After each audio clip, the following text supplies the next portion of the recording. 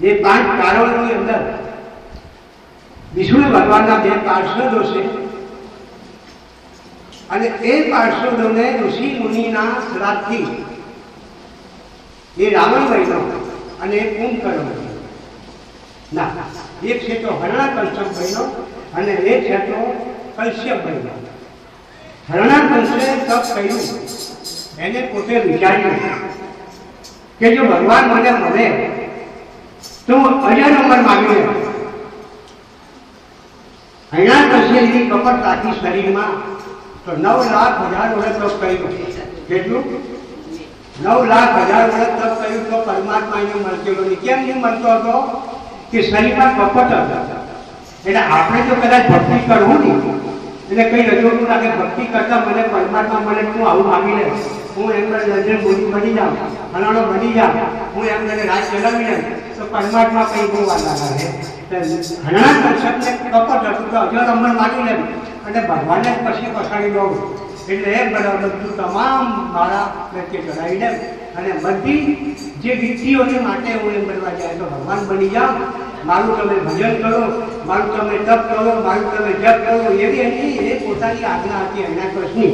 એટલે હરણાકંશને ભગવાન માનતો નહીં હતો. કેટલા 9,00,000 વર્ષ તપ કર્યું તો પરમાત્મા એને નહીં માનતો.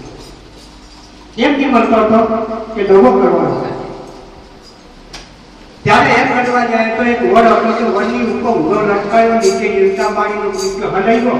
ત્યારે ભગવાન જાણે મળી જવાનો. એટલે ભગવાન પ્રવેશ થઈ ગયા કે હરણાકંશ શાના માટે આટલું ઉગ્ર તપ તમે કર્યું? તારી મનની શું ઈચ્છા છે એ માની લે.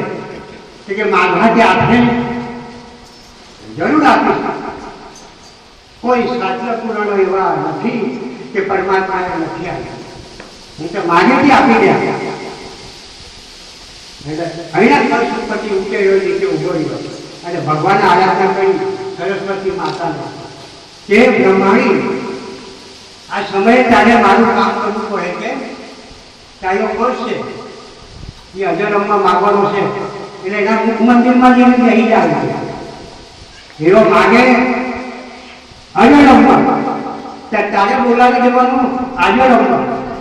કે આ કામ મારું છે એટલે સરસ્વતીએ કબૂલ કર્યું કે આ પ્રભુએ જે કામ તો કરીશ ને તમારું કામ કેમ નહીં કરશે? એટલે હરણાકંશના મુખ મંદિરમાં જઈને એને વાસ કરી. હરણાકંશને કીધું ભગવાને કે માગે કેવું તને આપું. બોલવા જેવું અજરમમાં. ત્યારે સરસ્વતી માતા મુખ મંદિરમાં જઈને બોલી છે અજરમમાં. ભગવાને કોણ આપી દો કે તાતા